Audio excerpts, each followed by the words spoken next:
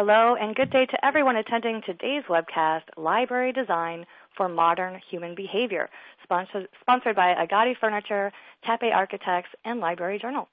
My name is Rebecca Joswick, and I will be your moderator, but before we go further, I have a few housekeeping items to run through. If you're experiencing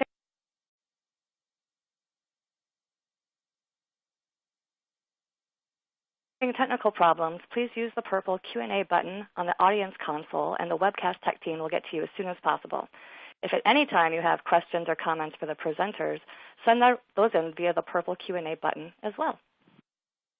If your screen becomes locked due to network congestion or if you have audio streaming issues, please try using F5 to refresh the webcast console, or if you're on a Mac, you can use Command-R. Today's slide presentation is available for download in the green Resources folder on the bottom menu dock. You also find your certificate for continuing education credit. It's labeled Certificate. And there's also a wealth of additional resources from our presenters, so feel free to download those at any time.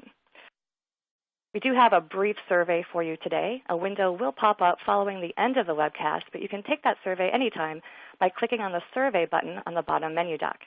You can also join the conversation on Twitter.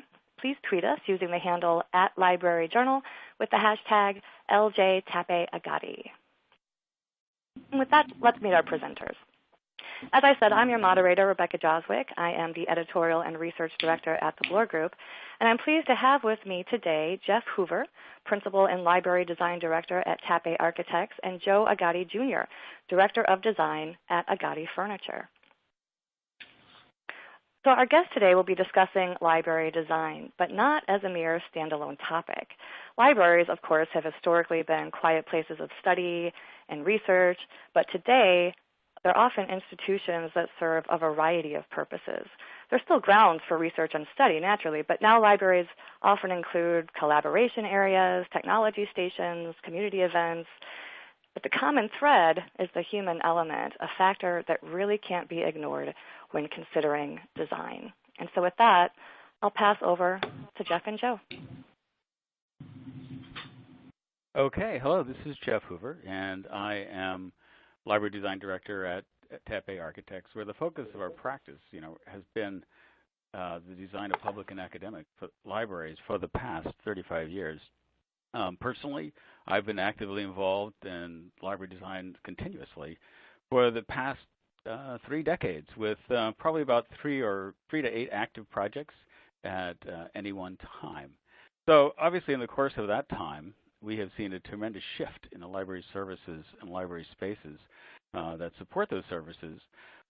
Since, 30 years ago, there were no computers in libraries for the most part. And, today, many would say that a library, of course, could exist within a computer.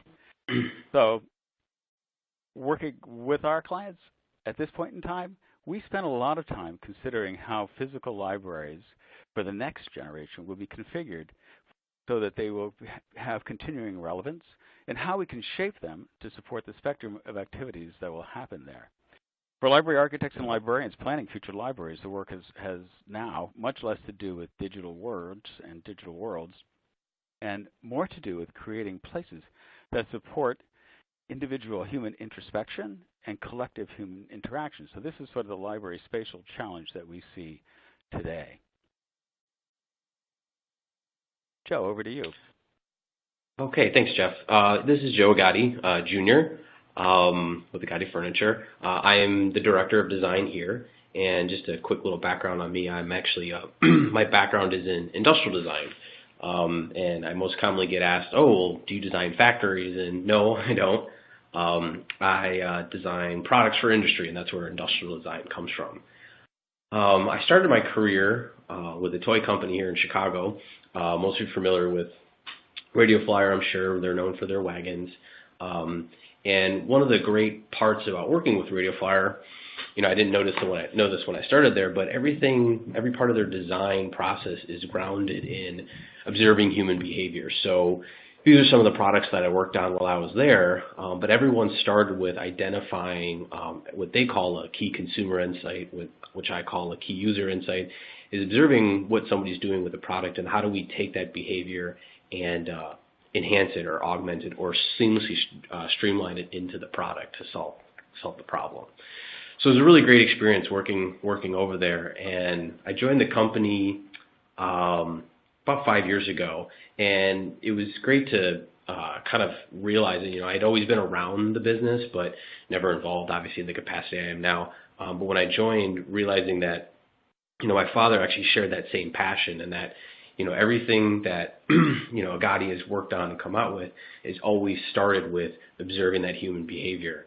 I talk to folks about this chair on the left here, that it's a prototypical library chair, but really the observed behavior that my dad was looking at the time was that wooden library chairs were very uncomfortable. And so how do we take that, aesthetic at the time, which was arts and crafts, and apply it to a chair to make it comfortable, because patrons are going to need to sit there for, half hour, 45 minutes, hour, even more at a time. So that being said, I'm going to turn it back over to Jeff. Okay, I guess we come to the question of what draws people to a library as we think about creating the appropriate kind of spaces for library activities and uses. Books, of course, continue to be the brand identity for the library, but for many libraries, it may not continue to be the fundamental attraction as we move through the digital information age. One influence of the digital information age is online access to the library. Entirely virtual libraries or branches, of course, are important moves in the information age. However, that does not get your community into your physical library. It probably reduces or eliminates the need to come to the library for certain services. On the other hand, the library has the opportunity to be the provider of digital information access portals, powerful computers and high-speed bandwidth of a higher quality and with faster access times that are available, in homes throughout your community. So technology can be a draw. And if we look at Seattle, in this image, we can see that it does continue to be, a pretty popular attraction. However, is this actually the kind of space that we want to create to support those library users? Is this the right character to draw people into the library? Well, perhaps not. I think that we have the historical precedent of the library having the collection, and that being the magnet that draws people to the space. So the people are sort of drawn to that, and the library is the caretaker and curator and holder of that. And we have libraries that have this kind of character that we see in this historical image, which is obviously still prevalent in libraries today. And maybe it's the technology that is the draw, as we saw in that image from the Seattle Public Library. But however, here I am halfway down in the subway, or to the subway on a landing, and at a Burger King. And we can see that Burger King's got technology too. So perhaps it's not really the technology nor the collections that are the fundamental draw to get people to the library in this new age. I think that what we see more and more is the quality of the space that allows people to get together, and then we take that space and surround it with the resources and the activity support that allow people to be productive in the context of the library, to allow people to gather together and share information together with perusing information. So we think that is kind of like the fundamental shift that we need to design spaces for now. It's much less collection-centric and much more people-centric.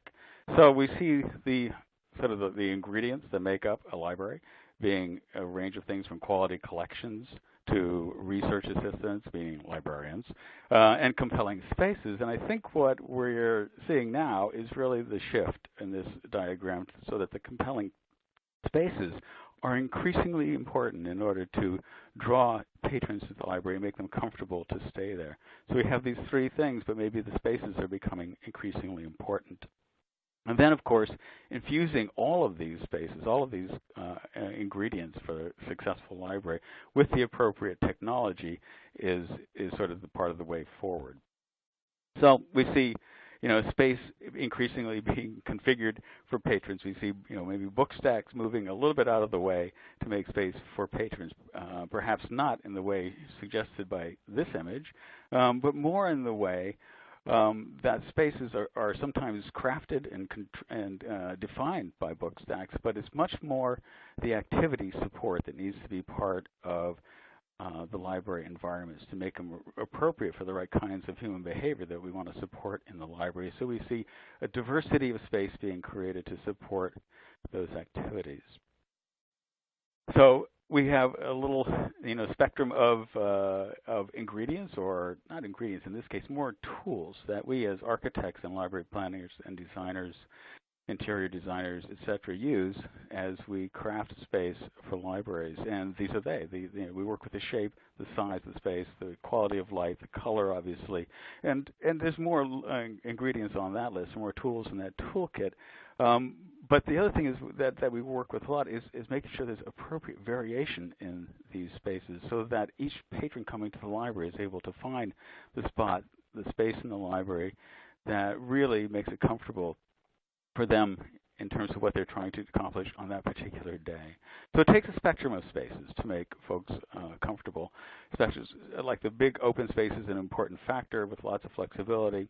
But having a spectrum of spaces, from spaces that support participation on a big level as well as small level, and spaces that support sort of introspection or isolation and solitude. These are still important factors as we think about the library emerging as much more of a social space, but still needing spaces for individuals to be comfortable studying alone, spaces to be together, and tutoring type opportunities, and then large groups up from there, together with, of course, integrating spaces for collections in that context. So we see that there's spaces that support multiple uses at the same time, multiple different kinds of uses, where we see a collective sort of active zone in juxtaposition to a introspective space, as shown in the two images that we see here. So together with that, we have to consider the fact that size actually matters. Size influences human behaviors. In a space that is large, it conveys a different message in terms of the kind of activities that people will undertake in such a space. A large space creates kind of an opportunity for less personal interaction, and a smaller space creates a much more interpersonal interaction opportunity. So together with these, we're seeing these two spaces of the same shape, but obviously different scale, they create an expectation of a different kind of behavior within those spaces. A large space, like this, interpersonal interaction, and a small space, interpersonal exchange. The other thing that makes a small space be small is, and when we see it in contrast to a larger space. So many patrons are always telling us they're looking for that cozy corner in the context of the library. The way we create that ambiance of coziness, together with just making it be, small, is we put it in juxtaposition to a larger space. So we understand that there's the cozy corner within the context of a different environment that people will tend to seek out. And here we see a couple of examples of those kinds of spaces, and I think that one of the factors to consider here is that this notion of cozy, sort of more intimate personal space is independent of style. I mean, obviously we can do it in sort of the heavy wood-paneled ambiance that's historically associated with such things, but even much more contemporary styles in both academic and public libraries can be employed to create that spot, a special spot to get away in the context of the library and pursue the activity that you have in mind, maybe this day or for this type of person. So the other important thing, we see a quote here from Christopher Alexander at the bottom. He's an architect and theorist that studied ways that successful spaces really work and tried to diagram them out and explain them for architects and planners. But a building in which the ceiling heights are all the same is virtually impossible of making people comfortable, is a quote from him. And it may be overstating the case, but certainly if we have opportunity to vary a spatial character within a space, then we have an opportunity for people to become increasingly comfortable. And here's a space with some varying ceiling heights going on in it. But also, it brings up the notion of light. Here's a space that has light from a lot of different angles, a lot of natural light, a lot of artificial light. We see pendants suspended in that upper skylight area. we see daylight coming in from the top and three sides. A room with light from three sides is a wonderful thing. The other thing we also see in here is that there are little pendant lights providing task light at work surfaces way in the back. We see that over the children's story hour area. So working with light, natural, artificial, and task-appropriate light is an important part of how we make people comfortable within a space as well. So light matters as well as size, and this diagram sort of suggests that as we think about how we position space within the library relative to natural light, there's two aspects to it. There's sunlight and there's daylight. And the sunlight, of course, moves across the sky during the day and animates the spaces that it shines on with light and shadow. And when we plan library spaces, we need to think about that in terms of the ability for the sunlight to actually animate a space, and then to think about what kinds of space we put into that animated place versus the kinds of spaces we might put on the opposite side of the building where we have the constant north light coming into a space. And maybe that's the place where we put more contemplative spaces, and maybe the more active areas, go on the south side. So that's just kind of a brief overview of the kinds of ways that we think we can begin to shape spaces to support a broad spectrum of library activities and library patrons. And so this is some of the ways that we as architects and planners, the people who shape spaces for libraries, begin to think about it. And of course, we do shape space, but the other thing that happens is the way that we shape space influences the way people behave in the space. So we can begin to set up a pattern of desirable behaviors in different areas of the library if we shape the space appropriate to that use. So I think that's sort of looking at the big picture macro view of designing for human behavior. And I think, Joe, I'll turn it over to you now to think about more about where the rubber meets the road, where the human seat meets the library seat in the library, and take it from there.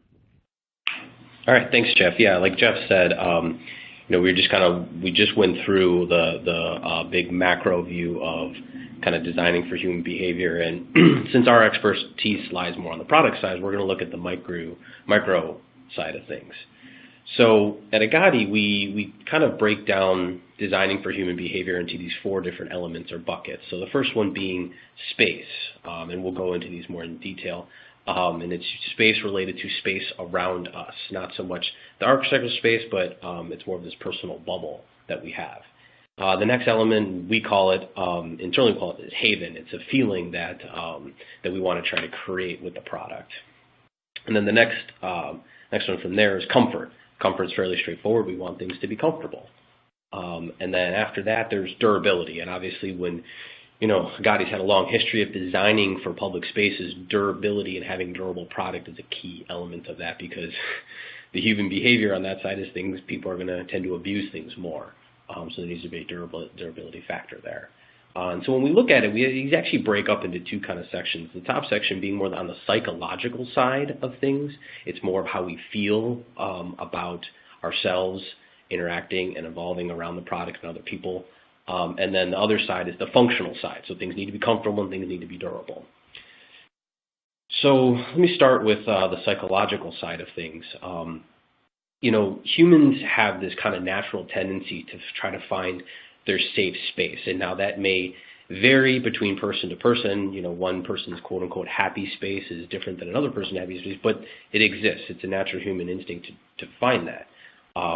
When we talk about it, we kind of relate it back to the prehistoric times that, if you didn't have this natural safe space, your cave, along with your tribe of people, it meant that you weren't going to survive. It was a survival mechanism, that if you didn't have this, there were things outside that were going to attack you and eat you. That kind of feeling has kind of evolved with us. And so what happens is when we don't have that sense of our space or comfort, it drives stress in us. And a stress instinct kicks in our flight or fight. And so that was key to our survival during a prehistoric time. Problem is that's left over from caveman days, where we're not running from mountain lions or other tribes that want to attack us. Stress is more from the day to day. So we get bombarded by emails. My boss is driving me nuts. In that case, is my father. I'm getting attacked by, memos or whatever it may be, but it triggers these emotions and these chemical reactions in us, and they're not necessary. We don't need to run away from them, but nevertheless, that chemical release is still there, and this is what we call sensory overload. So people have this craving to try to find their safe space. Here in the office, we equate it to having, that feeling which you had when you were a child and you build your fort with your pillow cushions, and, you climb in there and you pull the blanket down just so you could just see out, and you feel comfortable because it's yours, and, I can sit here and I know what's going on. It's my safe space. So the human being, it's that, that still sense of survival that you're getting. So what we want to talk about is how we bring that kind of fort sense, like Jeff talked about it, maybe on the macro sense into the library, because that's a key element of it. We can't have one without the other. You need to have the interior and architecture play a huge role in that, but it also has to translate down into the furniture. How are we going to achieve that the product itself?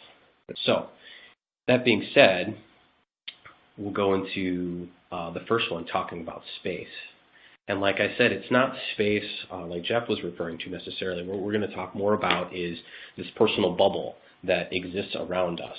And, we've all kind of experienced that. If you're standing in a room or, sitting on a train car and you're the only person there, and then one person walks in and they sit right next to you, well, that's a little awkward. Like, why is this person sitting right next to me? There's a lot of other chairs. There's this kind of this personal zone that I want to have about me. And that zone will shrink and grow depending on the relationship with the other person. So a friend may sit maybe not right next to me, but maybe leave one space and we'll have a conversation. My wife, it would be weird for her to come into a train car and not sit right next to me. So there's a dynamic there. And there's also a cultural play. When I lived in Hong Kong, that personal bubble seemed to be non-existent. It was a very dense city. But for the most part, that bubble exists, and we kind of equate to being about 12 inches between individuals. So if you're playing with that, if you start to violate that kind of about a foot-ish space between people, it starts to kind of, okay, why is this person getting so close to me? And we see this, kind of play out in library tables. So for example, here, this is a traditional library table. You got a table, 6 chairs around it, someone's going to work at. So most often, people are going to sit down at that center seat. And, why do they do that? Because that's the most protected area. If you think about it, I've got a whole half of my table on one side of me. I got 2 chairs on the other side of me. I've got my psychological cave set up, Nothing can come in and attack me, because I got all these barriers around me. So that's usually the first place that fills up. And then the next one is kind of off to the corner. So the corners start to fill up next because, you still have, some space around you. You maybe got a chair on one side of you, you still got a table on the side of you. I'm not actually sitting across from the other person. I've still got my little kind of implied fort going on there. So what ends up happening is when you have this natural seating pattern, what we want to do is we want to design the product to kind of fit that behavior. I've been designing a product for quite a while now, and it's so much harder to design something to change behavior versus designing it to fit in automatically with it. So we start to get this zigzag pattern. And with that, so if we're getting this zigzag pattern, we want to take the product and have it work with that behavior. And then you're also getting these lost seats. And usually I explain to clients that sometimes that doesn't always register. You'll hit obviously, you'll hit a critical mass, and people will sit there, but it's a last resort.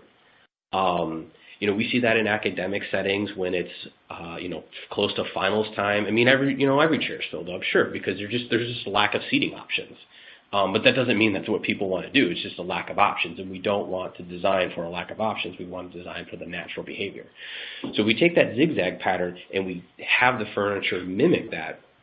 You get a product similar to this. Now, this is our specific zigzag table, but there's other tables that are similar to it, wavy tables, things like that.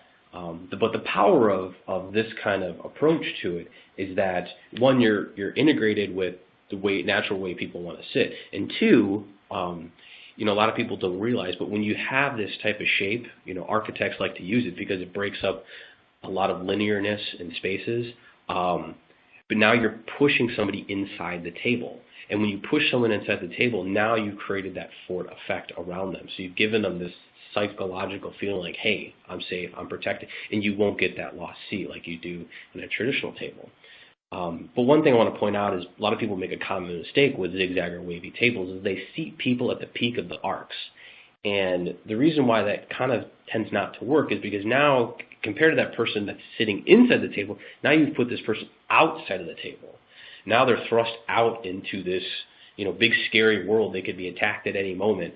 They don't have any of that psychological barriers around them. But it's not lost space. The benefit of those peaks of those arcs is that they become team areas or collaborative areas, whatever kind of buzzword you want to put there. But it gives people the option that if two people do know each other and do want to work next to each other, now they have that area and they feel comfortable doing that. That they don't have to take advantage of it necessarily, but it's that added kind of benefit of it. You don't also I want to point out too, you don't need to necessarily do this with, a specific, design table. You can achieve this in other ways. So cafe tables are a great way of doing something like this because now it's that individual table. So I have a gap between table to table. So it's this psychological barrier again, like, oh, now, hey, this is my table, this is my island. So, I feel more comfortable, unless someone was to come sit at my table with me, I'd probably want to know them because they're coming onto my island. But if I'm sitting there by myself, I'm getting that sense of comfort out of it. So moving on. So the next element we want to talk about is haven. And haven is this, it's a feeling. And we first kind of noticed this, and we equate it to what we call like this warm blanket effect wrapping around you. So, if you imagine when you were a child, you'd get out of the bath or something, your mom would put, a warm towel around you, or, you're strutting around the house on a cold winter day and you wrap a blanket around you. It's very common in the Midwest here. It's that feeling that you get. You feel very warm, secure, comfortable. And we first started to notice this type of feeling that people were craving with our banquette product. This is our Hampton banquette. A lot of people make different banquettes. We've been making banquettes for quite some time now. This is an installation back in like 2005, 4, something like that. So over 10 years ago. And at the time we made banquettes, they were usually these big built-in monsters. This is some students working at it here.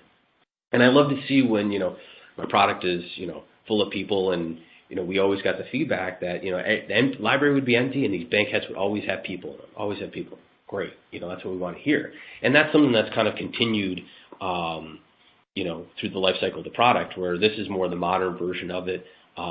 This is at Slippery Rock University. I took this picture maybe about a year ago. But that pattern has continued because the banquette, it gives you this warm feeling. Every time we go out to breakfast on the weekend, my wife wants to sit at the banquette. She's got to go sit at the booth. So the only issue is, so I take you back to this picture, and the problem with this image is that I love to see people using the product, but I've got maybe 10 people sitting at seating that's designed for 30. So it's a horribly inefficient use of space. So we just talked about not having this problem in tables. So you got one person sitting at one large banquette configuration, not really what we want to be doing. And we noticed that this is taken a few years ago at North Park University here in Chicago. Still creating that same effect. And, look, people love it. You can see here these people are sprawled out. One person's having lunch.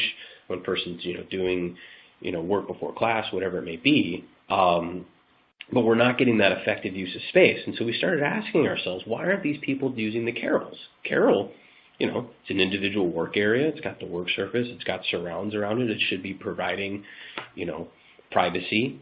It should, give them the comfort that they need, but it was lacking something. So you have the privacy on the three sides, which is great, and that's what people want. But you're lacking the security.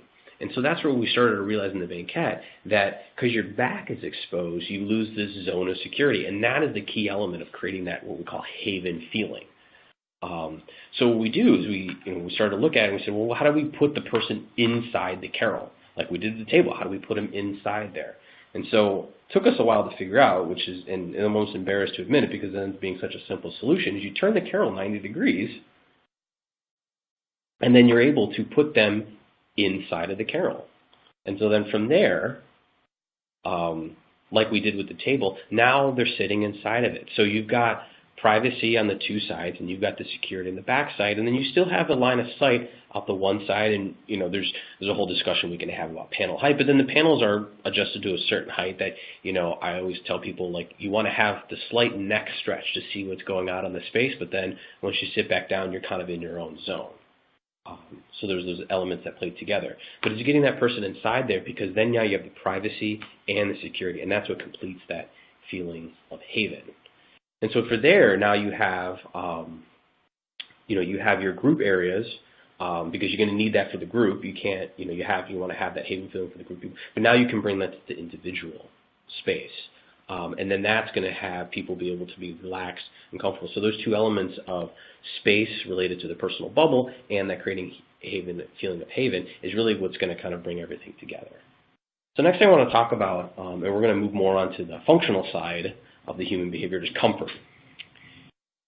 In comfort, we use this image a lot to kind of bring up this discussion of comfort, because this is a student working at one of our banquettes. This is not a staged image, and we use this as an example a lot because she is perfectly embodying the work pattern for the sit type. And the reason why we talk about comfort in this fashion is because this is a common mistake that people make. They don't pair the furniture correctly for the work pattern that they're trying to achieve in the space. So I want to talk to you about some of the different work patterns that we look at here. So lounging being one of them. Other one being work, which is pretty straightforward. It's a work sit. The next one is a hybrid. It's a work lounge sit. We'll talk about what that means. And then the last one is standing. So these are pretty broad buckets, but usually, in these four kind of buckets here, you're gonna have a work pattern that'll fit into that. So for the lounge sit, we talk about it and we think about it in what we call a 20-20 rule. And the reason why we break it down this way is that the lounge sit is going to be much deeper and more reclined. So you're going to have about 20 degrees decline or recline on the back, and you're going to have about 20 degrees depth on the seat. And lounge seats, I don't talk about here, but you're going to sit just a little bit lower as well. But really the two big elements that make it up are the recline back and the depth of the seat.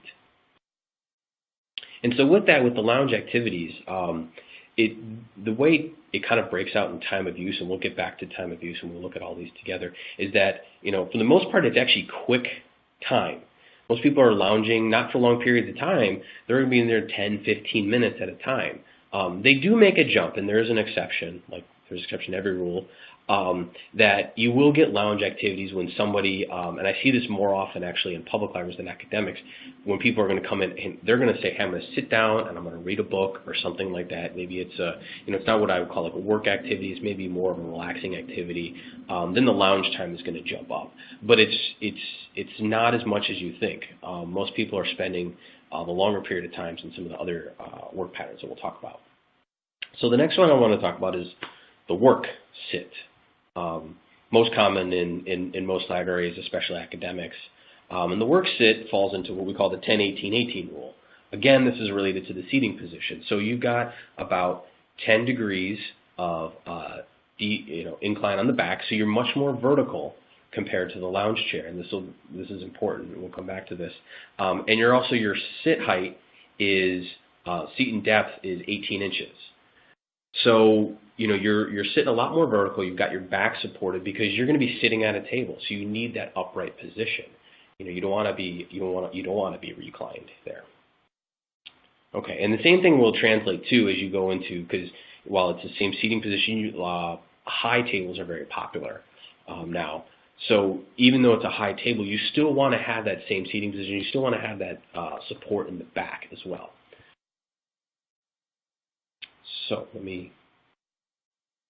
So looking at the work sit, we talked about there was a hybrid sit as well, with a work lounge sit. And where that comes into play is the banquette. The banquettes all fall into this type of category. And the reason why we say it's a hybrid is because the banquettes have this lounge look to it. It's an upholstered seat, it's got foam. But if you look at the proportionalities and the way people sit and the fact that they're going up to a table, is that they need to have the same proportions as the work sit. So you're going to have the same back support in both of them. And the reason why I want to point this out is that most often people are using these as lounge chairs, and you don't want to do that. You want to make sure that you're pairing, if you're going to have something paired up to a table, that it has the right proportionality, that 10-18-18 rule applied to it. So you want that more upright sit. So if you look at a banquette compared to a lounge chair, you can see on the lounge chair, you've got a gap in the back. And this is what we call perching. So what happens is because it's deeper and it's more reclined in the back, someone still has to meet the table. They're going to be working at the table. So their back is going to be pulled away from the seat back, then causing them to slouch. You're going to get tension in your shoulders. You're eventually going to get a headache. It creates a very uncomfortable sit for you. And this is a very common mistake. A lot of people make it because in an image, it's really hard to tell, and it's really hard to tell even when you're sitting in it. And we'll get to test driving the product here in a little bit. But it's important that you're really paying attention to the work pattern with the seating type that you're trying to achieve.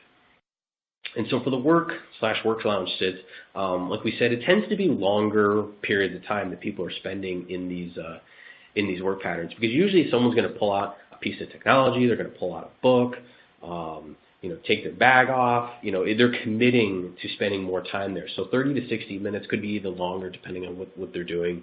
So it's usually a longer period of time. So the next part I want to talk about is just standing. This is pretty quick. Standings are fairly straightforward. We recommend about 42 inches high on the work surface. And for standing, it should be a shorter activity. So I get a lot of questions about sit-stand tables, which are great kind of pieces. But keep in mind that, and we could debate, ergonomics for a long time, but most people would say that standing for more than 10, 15, maybe 20 minutes at a time isn't the greatest for you. Now, you shouldn't sit for long periods of time either. You should get up and move around. But standing all day is not good for you either. So usually when it comes to standing, we try to have people have it be more quick activities. And usually we see people, because people just don't want to stand for an hour at a time and do work. It's usually a pretty quick activity. So when we look at this and we look at everything on kind of the work timeline here, like I said, loungings tend to be quicker activities. I'm coming in, I'm just going to sit down, I'm waiting for somebody 10, 15 minutes at a time. And, I said, and then we jump. So we go from like 10 to 15 minutes and we jump up to like 60 to 90 minutes if we're really kind of, maybe doing, like I said, I see a lot of people just kind of, I'm going to sit in a lounge chair, kick my legs up, read a book. So it's maybe something more of like someone would be considered a fun activity that they're going to put an extended period of time in. But other than that, you've got standing, which also fits into the shorter time category as well. But then the longer ones, like we talked about, are the work sits.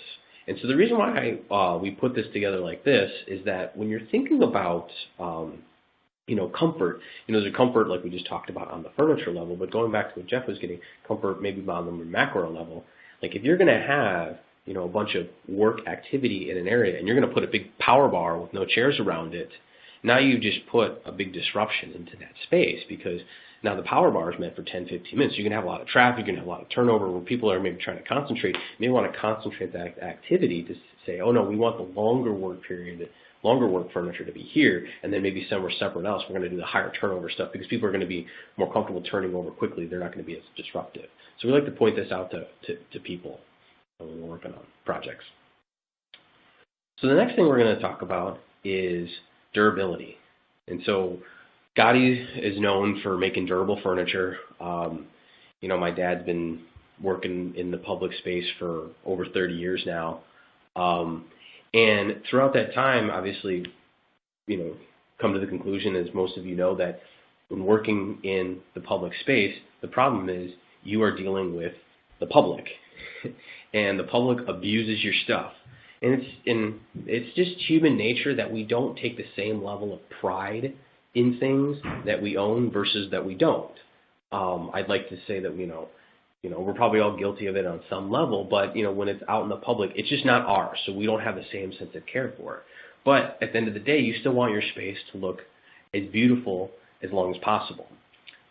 So when we look at durability on what we call the scale of abuse, being one end of the scale being the spa feeling, which is this kind of natural, warm, comfy, there's quiet music in the background. It's probably not going to be abused that much. You're just in a very natural, relaxed state of things compared to a prison yard, where obviously it's a very rough and tumble group, libraries tend to be, unfortunately more on the prison yard side of things. Now, different, and this is driven by different areas. I've been to some libraries, been there for 10, 15 years and the space just looks phenomenal. I've been to other libraries where it's been there for 5 years and it just looks like a tornado went through there. And some of it is just culture-based, how many patrons are coming through there at a time. I mean, there's a lot of factors. But at the end of the day, no matter what, it's always on that heavy end of the abuse.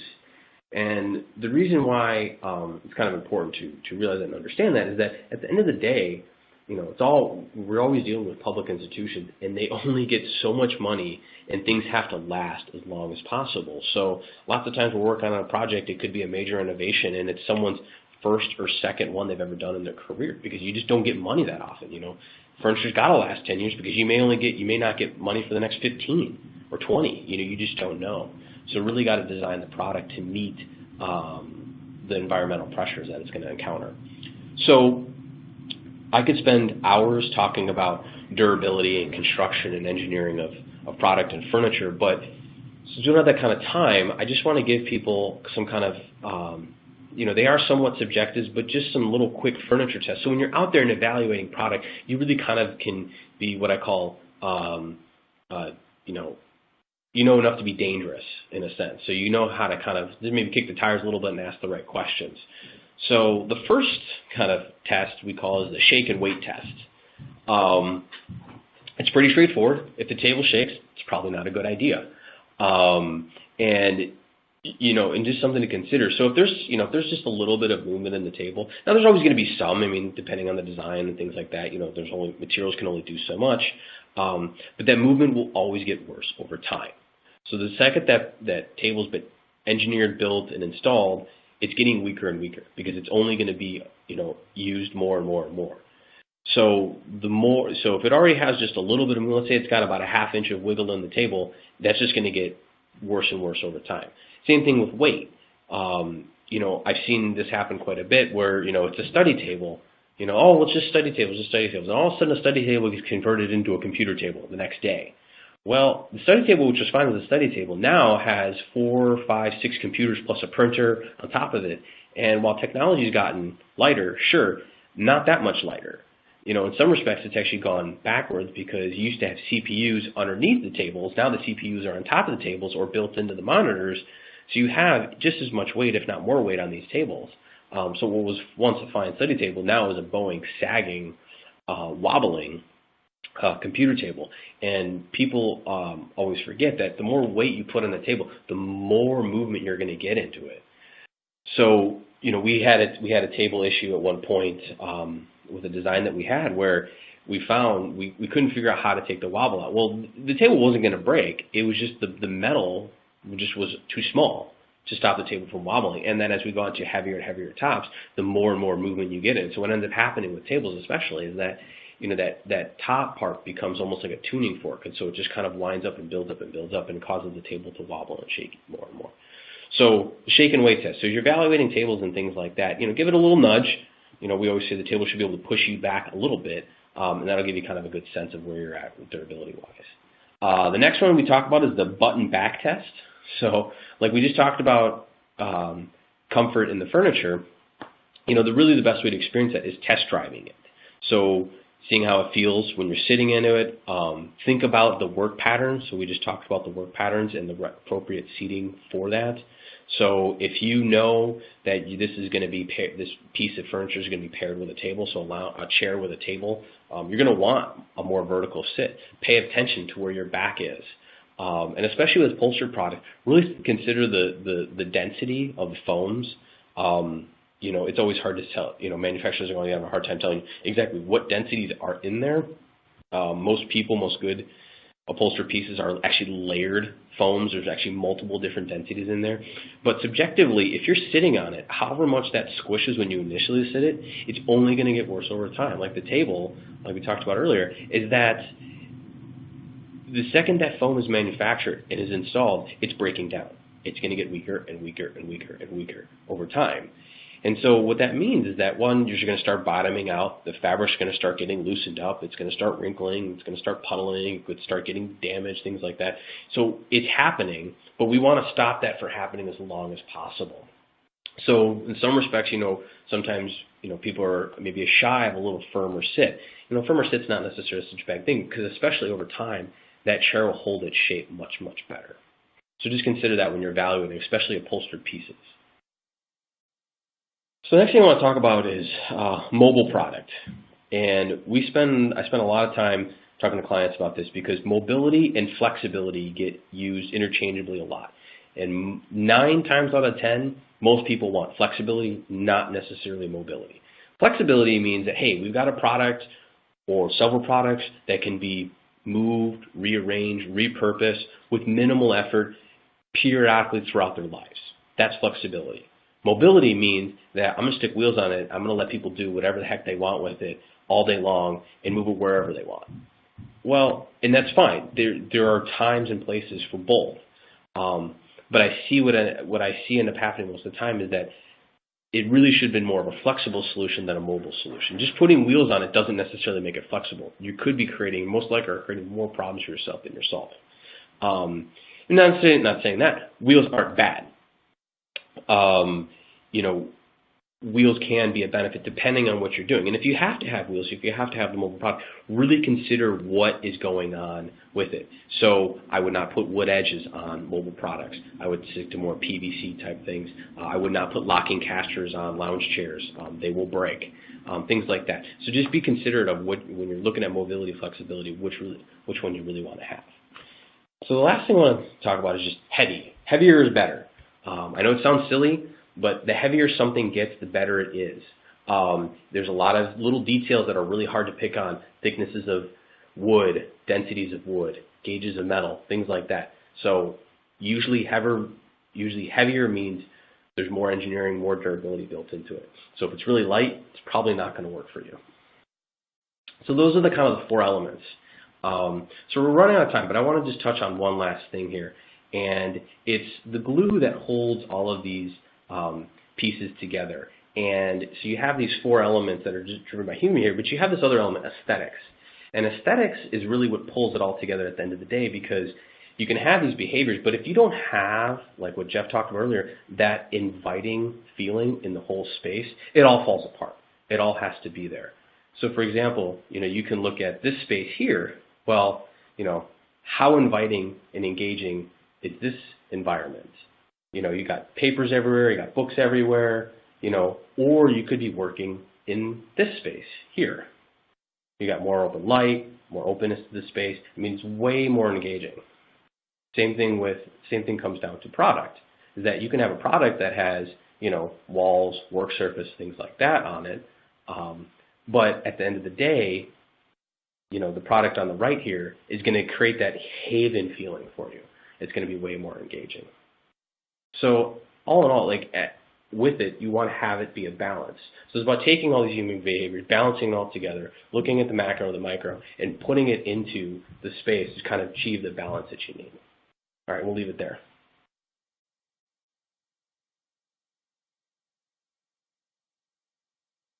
Okay, great. Thanks, Jeff. Thanks, Joe. We do have a few questions from the audience. First of all, I know, Joe, you talked about the 18-18 formula. And let me go ahead and bring up that slide real quick just for reference. A couple of the audience members were asking specifically, what is the third 18? Yes, sorry about that. So it's the third 18 is you need 18 inches, roughly about 18 inches height on the seat, and roughly about 18 inches depth on the seat. So it's the depth and the height are the two 18s there. Now these aren't exact sciences. It's just to illustrate really the difference between the lounge and what we'd call like a side chair or pull-up chair. So the side chair and pull-up chair are going to sit probably an inch or two higher compared to the lounge chair and sit about an inch or two shorter than the lounge chair. Okay, that makes sense. Thank you. And Jeff, this one might kind of be for you, but one attendee is asking if you could discuss the value of skylighting. Sure. Skylighting is, well, in architect speak, we call it top lighting because skylight sort of refers to a product and top lighting refers to a design concept, bringing light in from the top. And it is really important, especially as you get into larger floor areas and it's a great distance to perimeter windows. The light from a perimeter window is only going to project into a space about as deep as the window is high, so that leaves a lot of library floor areas without any natural light. So I would say using vertical glazing in a top light scenario is sort of a very prominent way to go these days.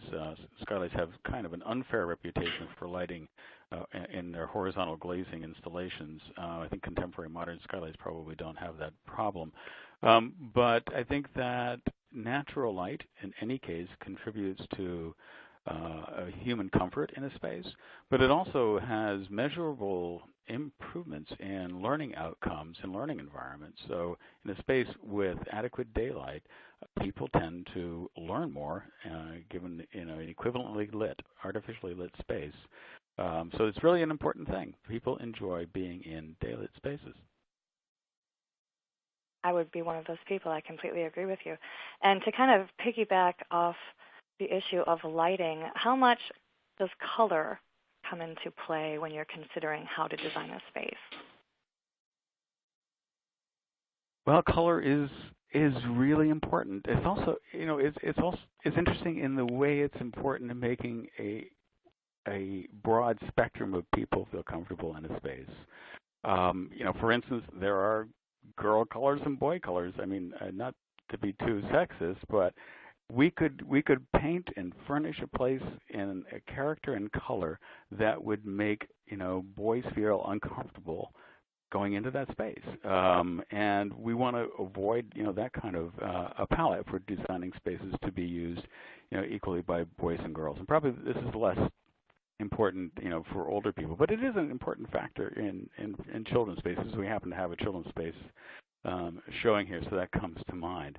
But also there are colors that inspire more sedentary, contemplative activities, and ones that are more appropriate to active spaces, and usually tending towards reds and warmer colors elevates the sort of level of excitement that a person has in a space, and the cooler tones do just the opposite. So it's important to achieve the right kind of color palette to encourage the right kind of behavior in different kinds of spaces, so that people are naturally drawn to the space to be active because it has the right color palette to support that. It's all very subliminal, but also very important. And Joe, I'd like to ask you to weigh in on that too. Yeah, please do. Yeah. So, I just threw up a slide here. So, I think what Jeff was getting at with colors is right on, and also to consider not so much color, maybe look past color and think more about elements and materials. So I just threw up an image here, and you can see here, what I want to point out is there's some natural elements going on. So you have some stone, you've got what appears to be, I can't tell, but is an actual wood table, and then you have fire in there. We've been kind of talking to and working with a gentleman named Bill Browning. He talks about biophilic design and architecture, and how humans are naturally drawn towards actual natural elements. So you can have wood grain laminate next to real wood, and people will be drawn obviously to the real wood. It's warmer feeling to the touch and everything versus the laminate. When I touch it, it's like, ooh, it's not real. I'm kind of caught off by that. Now, we also have to balance with the realities of what you're dealing with in the space. You can't have everything built out of natural elements, but there is that other factor to consider in there. So it's not about it's about color being one element to it, but how do there seems to be, much more of an engaging response with humans as there's more natural elements in the space. Well, that space, Joe, certainly has a palette that is supportive of the kind of activity that's going on there, it seems to me. One other point about light and color is contrast. A thing looks bright if it's in a dark environment. So working with a palette, a tapestry of light and dark, together with working with a tapestry of different colors, will make distinctions within the library. So it's a way of defining space with the intensity of light or the differential between colors. Okay, good. And just to return back to light, because one attendee is asking, what about when the sun comes directly into the space or right onto the seating tables? What can you recommend for that? Well, one of the effects that it often can have with the sun beating down on your shoulder as you're trying to study for a couple of hours or something like that, it can put you to sleep. So it's not a desirable scenario for study spaces. On the other hand, and that's something we may think about putting on the north side of a building instead. On the other hand, for an active children's area, the sun streaming into a space, sort of animates the space a little bit. Some of the negative factors about sunlight versus daylight is sunlight comes with solar heat gain, which can be an asset or a problem depending on what season you're in. And it also comes with glare. There's such an intense difference between the spot the sun is shining and where it's not, that's eye strain producing glare factor and ought to be mitigated. So it's a balancing act between times when we want to have solar heat gain in our buildings in the winter, and also want to have avoiding the glare factor. But the shape of the architecture can work to capitalize on the heat gain when we want it, while blocking the glare factor. It really comes down to carefully shaping the building to take advantage of the attributes while avoiding the downside. Okay, great, thanks. And Jeff, or Joe, I'm thinking this one might be best for you. One attendee is looking to create an interactive space for mostly 20 and 30-year-olds, kind of to create a space that is more interactive, has local TED Talks, spaces for pop-up discussions. What type of furniture would you recommend for that? Well, I think so. What they're talking about is an interactive space. So they're talking about maybe working, so from what it sounds like, maybe working on small groups to extensively larger groups. Depending on how big the area is, you can go in a variety of different ways.